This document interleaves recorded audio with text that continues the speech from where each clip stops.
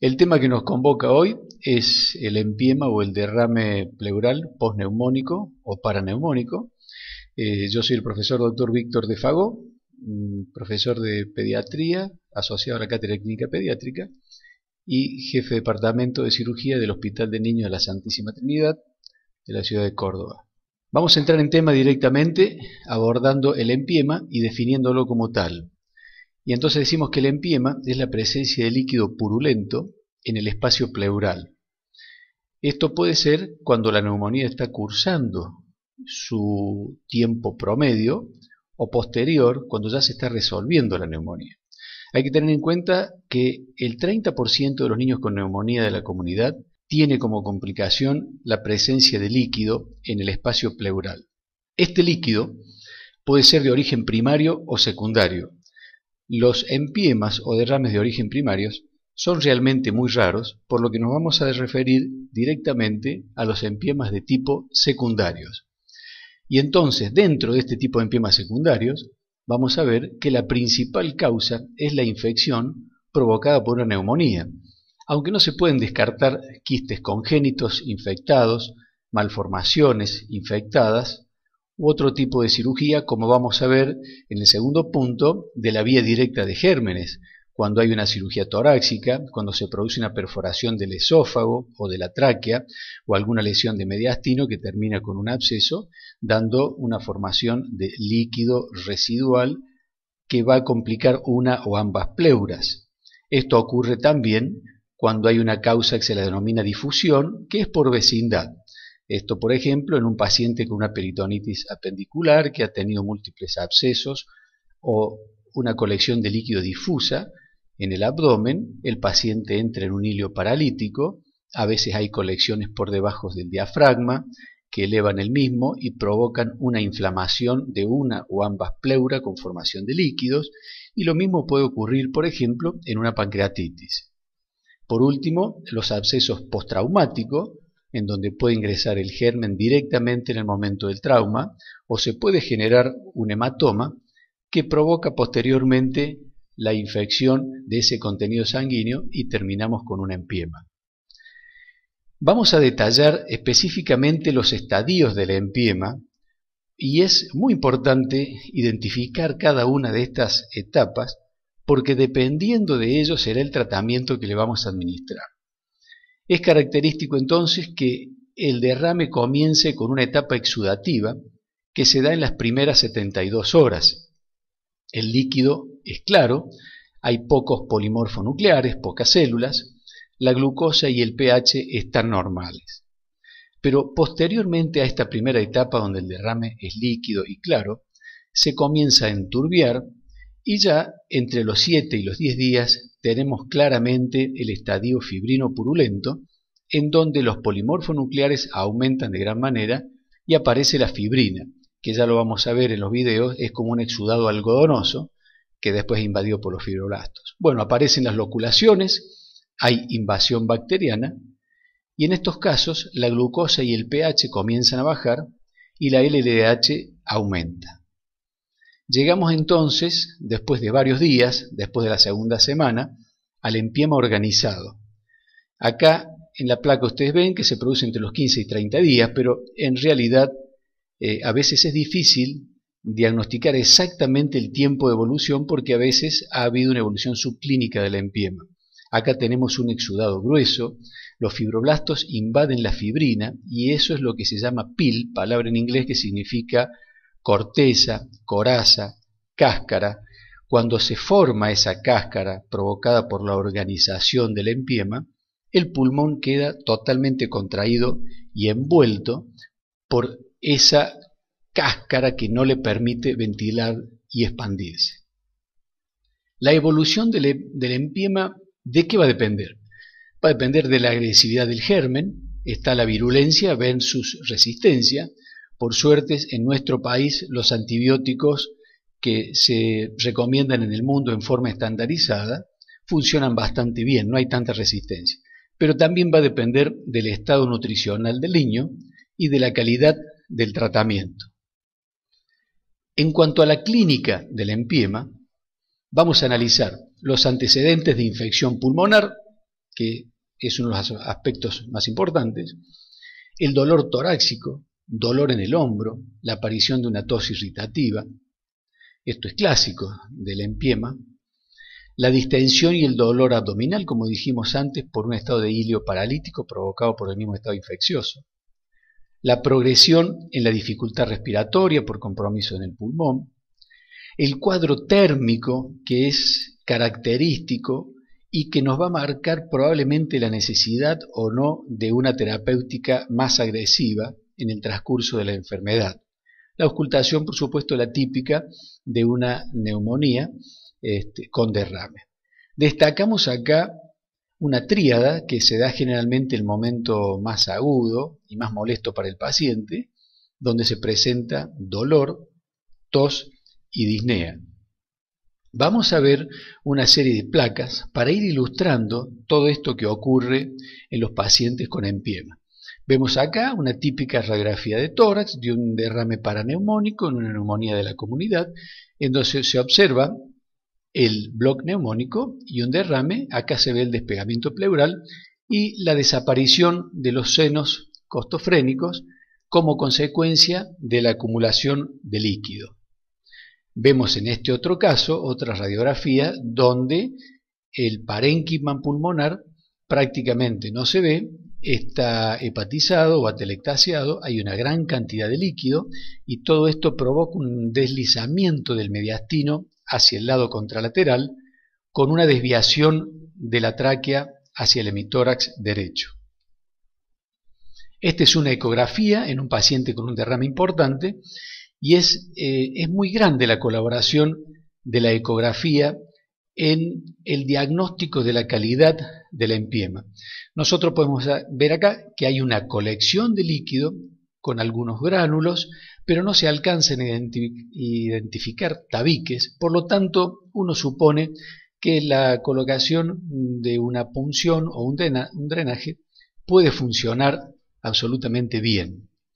En cambio, si nosotros hacemos una ecografía en un paciente y nos encontramos con estas loculaciones, una cantidad de tabiques y pequeñas burbujas de contenido líquido, vamos a suponer que se trata de un estadio fibrino purulento y en este caso ya no sería importante la punción, sino que habría que pensar en un drenaje y aún más en un toilet por videotoracoscopía, porque es difícil que una punción y aún un drenaje pueda evacuar todo este contenido que ya está comenzando con periodo de solidificación.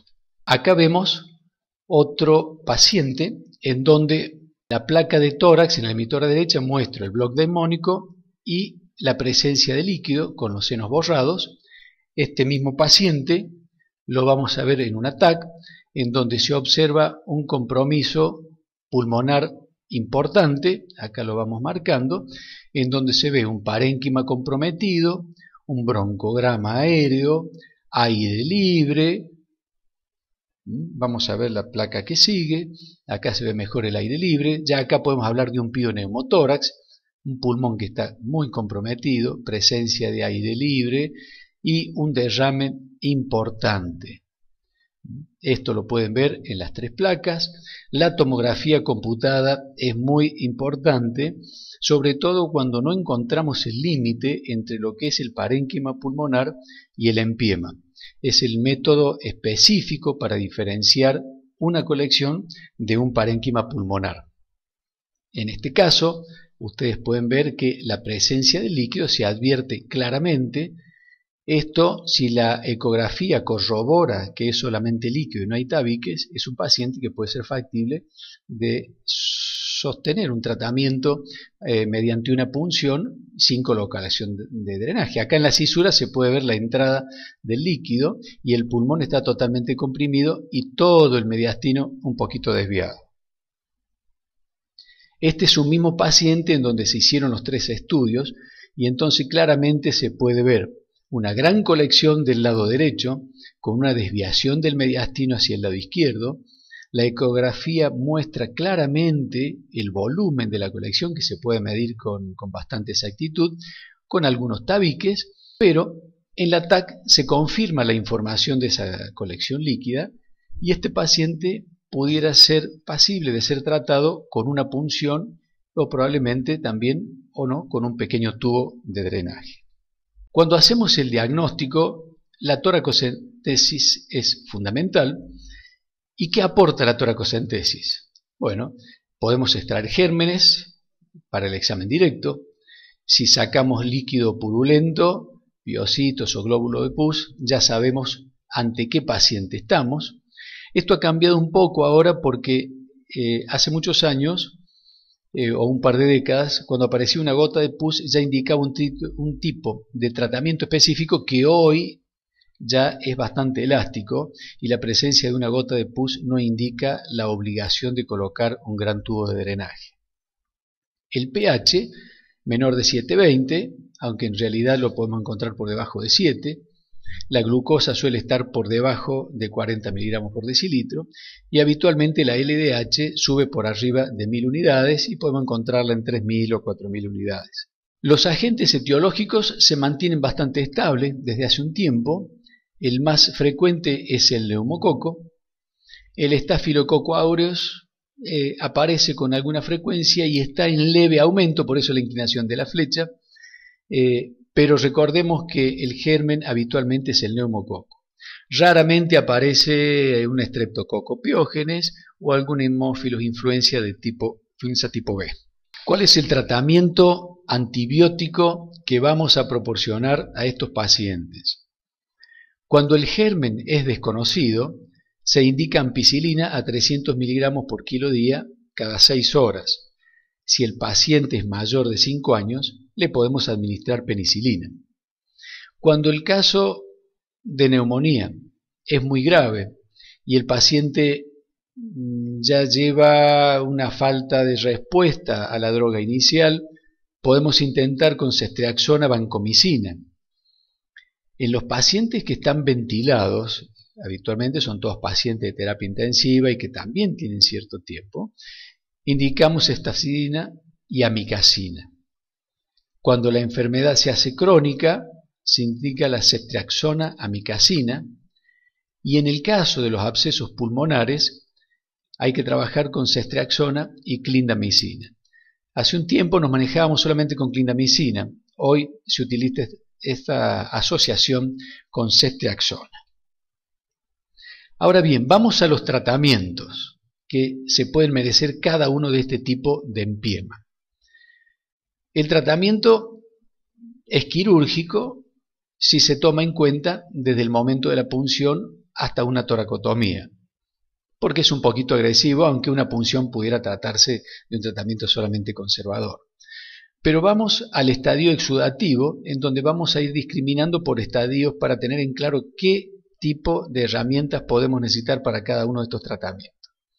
El objetivo de tratar un estadio exudativo del empiema es drenar la colección líquida, favorecer la expansión pulmonar.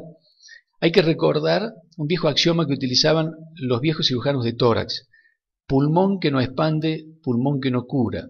Y esto es aplicable hoy en día con total exactitud como lo hacían antes.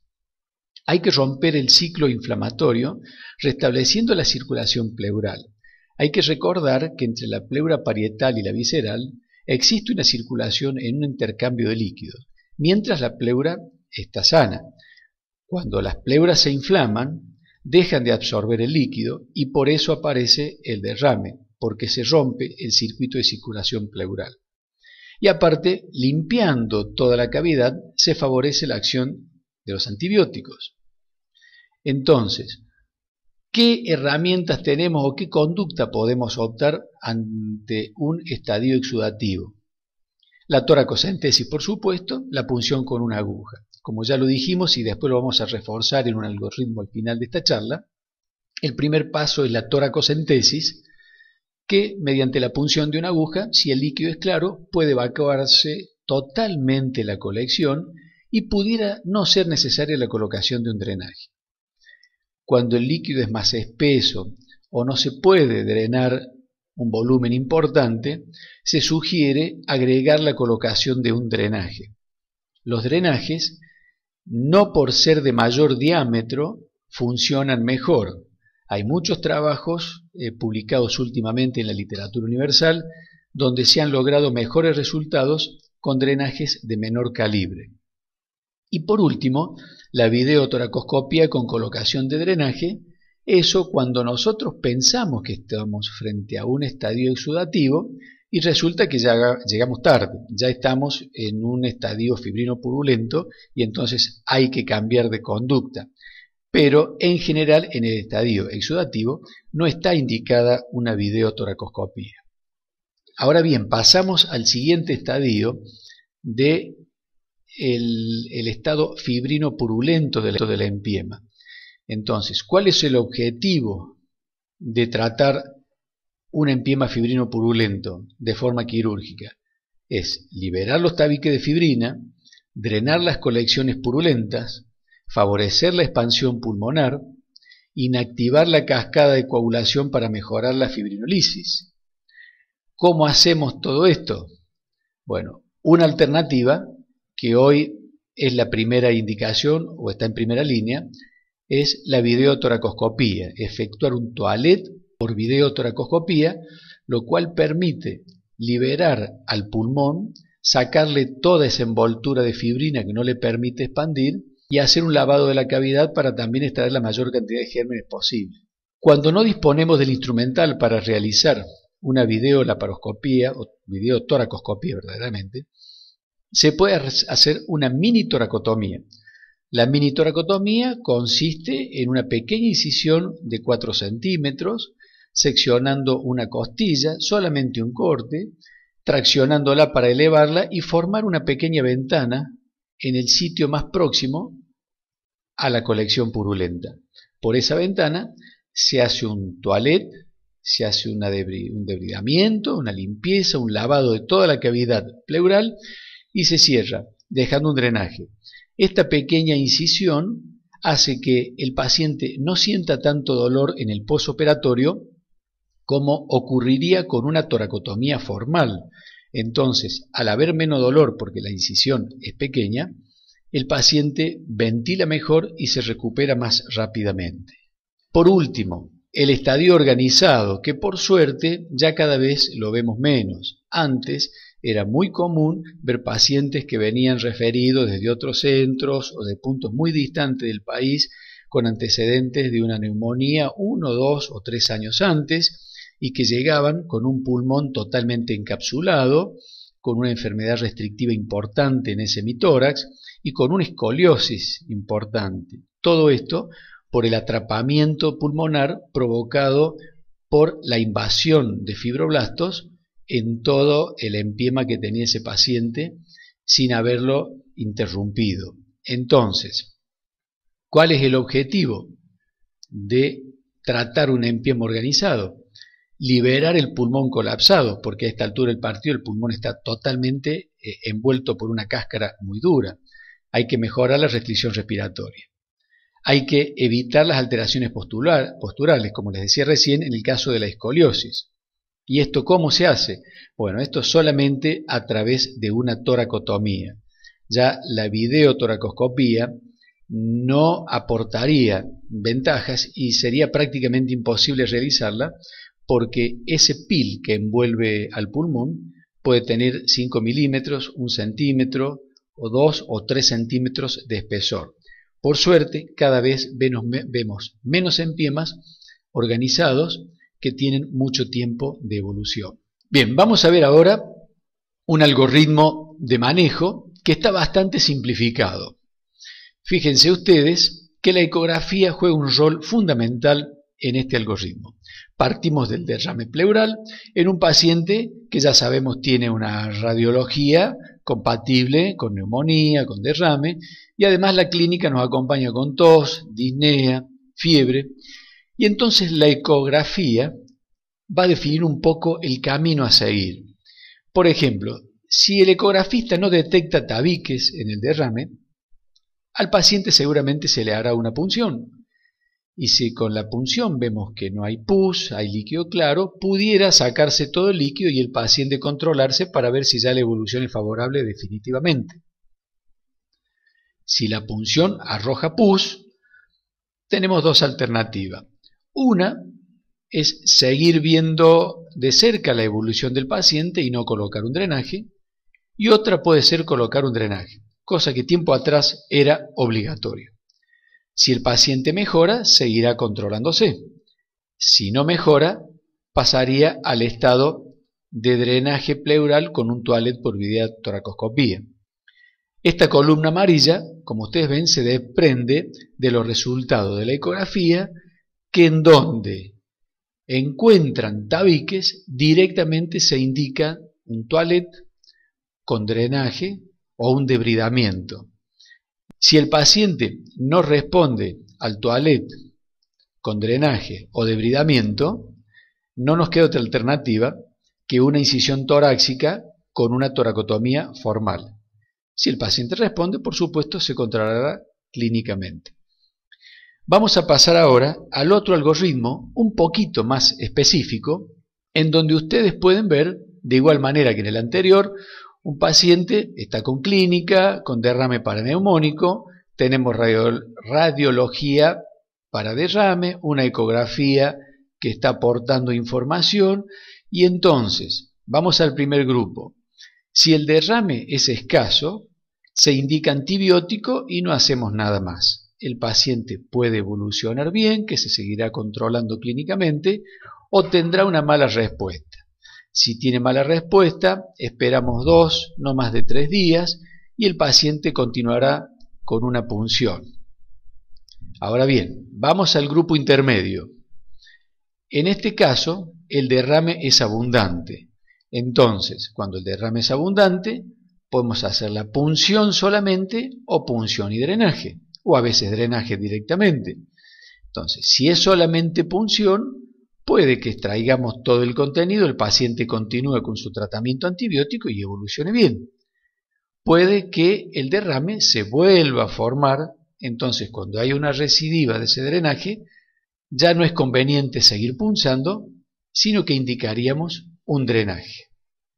Este drenaje puede responder y el paciente se controla clínicamente, o puede evolucionar mal. Si el paciente evoluciona mal con un drenaje, después de 3 a 5 días, no nos queda otra alternativa que un debridamiento o un toilet con un lavado de esa cavidad. Entonces, vamos ahora al último grupo, donde la ecografía nos detecta que hay derrame importante, con tabiques. Entonces, en este caso, no tiene ningún sentido efectuar la colocación de un drenaje. La punción pudiera ser para extraer material, pero la colocación de un drenaje también estaría discutido, y vamos directamente al debridamiento o toilet pleural, donde sacamos totalmente el material purulento, la fibrina, y lavamos esa cavidad para eliminar la mayor cantidad de gérmenes posible. Entonces, el resultado del debridamiento puede ser bueno y se controla clínicamente, o puede ser malo, y acá definitivamente esto por suerte no ocurre casi nunca, pero si después del debridamiento el paciente continúa con un PIL organizado, no nos queda otra alternativa que la decorticación formal. Ahora vamos a ver un cortito video donde pueden ver un empiema en estadio fibrino purulento, ya a punto de comenzar a organizarse. Entonces, vamos a ver en las imágenes que el operador, con una varilla Roma, está movilizando el pulmón, está despegando. Esto que ustedes ven acá es pus que se está organizando, ya se está pegando a la pleura parietal. Acá la cantidad y el contenido es tan grande que se retiró un trocar de trabajo y se colocó directamente una pinza greguar para ir más rápido y sacar toda la mayor cantidad de empiema ya en vía de organización. Ustedes ven ahí la pinza greguar extrayendo el material. Sobre el lado izquierdo está el parénquima pulmonar, sobre el lado derecho está la pleura parietal. Vamos a ir viendo, esto es un trabajo que lleva a veces media hora o un poquito más, sobre todo en estos casos que hay gran cantidad de material purulento. Hay que tratar de que no sangre, porque si no se ve muy poco. Ustedes ven ahí la pinza cómo va sacando grandes cantidades. Esto que ustedes ven es un trozo de empiema que está empezando a ser invadido por los fibroblastos. A medida que uno va limpiando, se saca todo el material, se lava, ustedes ven el pulmón cómo se deja comprimir por la varilla del aspirador. Quiere decir que es un pulmón que está bastante recuperado, tiene buena elasticidad. Acá se ve la pleura parietal, en donde ya se despegó todo el empiema, todo el pil, toda la corteza que tenía, y se estuvo efectuando un lavado.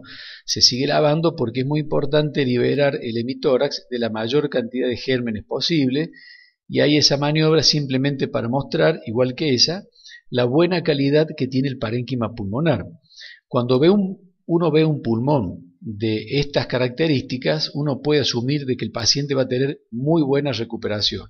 No hay nada de empiema adherido a la pleura parietal y el pulmón se expande muy bien. Y un dato muy importante, ustedes ven acá, fíjense el drenaje cómo se acodó. Bueno, es muy importante identificar, ahí se vuelve a ver, identificar todo el trayecto del drenaje, aprovechando el beneficio que nos da el video, porque un drenaje acodado va a ser un drenaje que no va a trabajar. Este es un accidente muy común cuando uno a diario coloca tubos sin tener la posibilidad de una visión directa. Entonces, el drenaje se coloca en el sitio más declive para asegurar la extracción de todo el líquido que se va a formar en el postoperatorio. Y ahí miren, sobre una compresa se ha juntado parte del material que se ha extraído. Este material posteriormente se va a fibrosar y entonces nos va a provocar una compresión total del pulmón. Ahora vamos a ver otro pequeño video en donde vamos a tratar de ir explicando cómo es que se produce técnicamente la maniobra para poder liberar el contenido purulento de ese hemitórax. El pulmón está generalmente atelectasiado, tiene el bloque neumónico, hay líquido, ese líquido es espeso, por lo tanto toda la cavidad torácica de ese lado está ocupada y es difícil introducir una óptica de un toracoscopio. Entonces lo primero que tenemos que hacer es hacernos lugar, porque si no introducimos la óptica por el orificio donde anteriormente tenía el drenaje y no vamos a ver nada.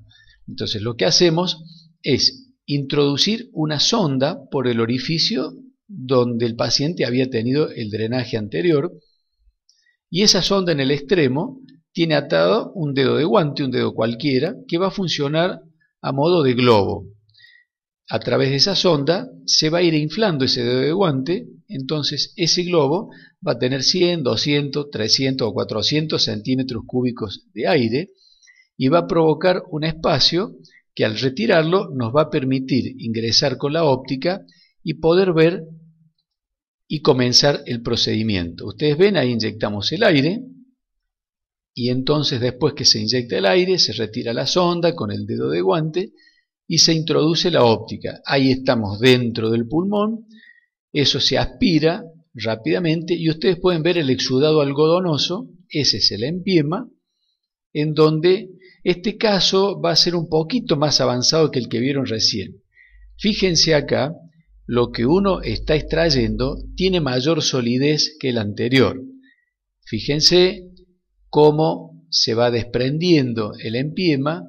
Fíjense en esta maniobra cómo con la varilla separadora se va desprendiendo todo el empiema de la cara parietal. Esto es pleura parietal, que está totalmente envuelta por el empiema, que se va retirando con la varilla separadora. A medida que se va lavando y se va aspirando, se va despegando ese pil, fíjense ustedes, por eso les decía que es un poquito más organizado que el caso anterior, y esto en 15 días más ya estaría totalmente endurecido y prácticamente sería imposible hacerlo por video.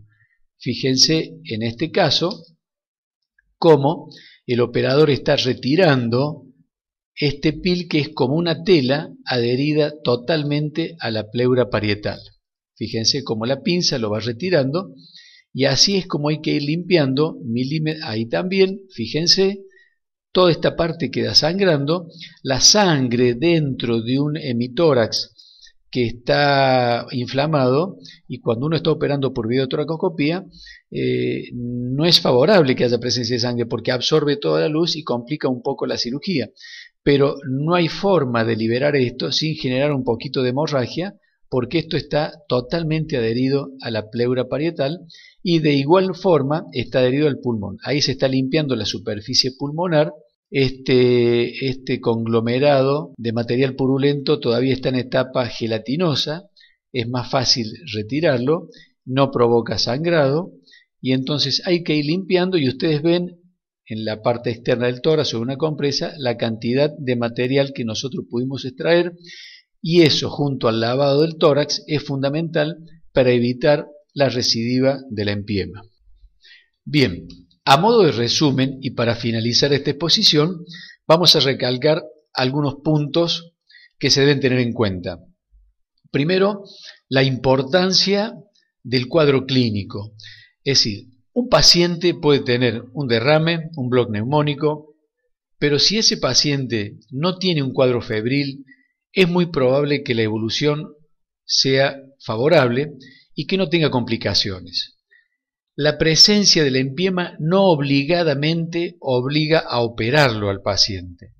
Repito, si el paciente clínicamente está bien y tiene una buena evolución, no hay necesidad de someterlo a una cirugía, aunque sea una videotoracoscopía.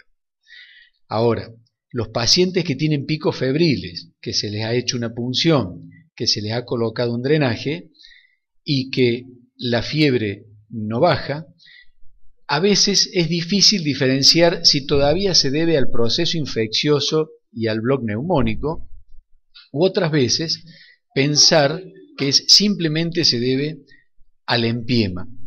Bueno, esto a veces es un poquito difícil, pero en realidad, cuando el paciente tiene un derrame y tiene sus picos febriles, hay que enfrentar el tratamiento más agresivo. Generalmente a esa altura de los acontecimientos ya estamos hablando como mínimo de un drenaje o de una videotoracoscopía. Otro punto a destacar es la importancia de la ecografía. Si ustedes recuerdan los dos algoritmos de los que hablamos, la ecografía es fundamental porque nos dice si tenemos un derrame líquido, si es fibrino purulento con loculaciones, con tabiques, en donde en ese caso sí o sí hay que pensar en algo más agresivo porque el drenaje solo no va a alcanzar, o si está organizado. La presencia del ATAC es importante cuando en casos muy complicados no podemos diferenciar los límites entre el parénquima pulmonar y el derrame. Por último, recordar que esta es una enfermedad con tiempos muy cortos, es muy dinámica. Muchas veces los pacientes llegan en segundo o tercer grado, en tercer estadio, y entonces no siempre podemos aplicar el algoritmo. Muchas veces hay que ingresar a la mitad o al final del algoritmo. Por lo tanto, hay que tener mucho cuidado en el manejo de los tiempos con esta patología. Muchas gracias.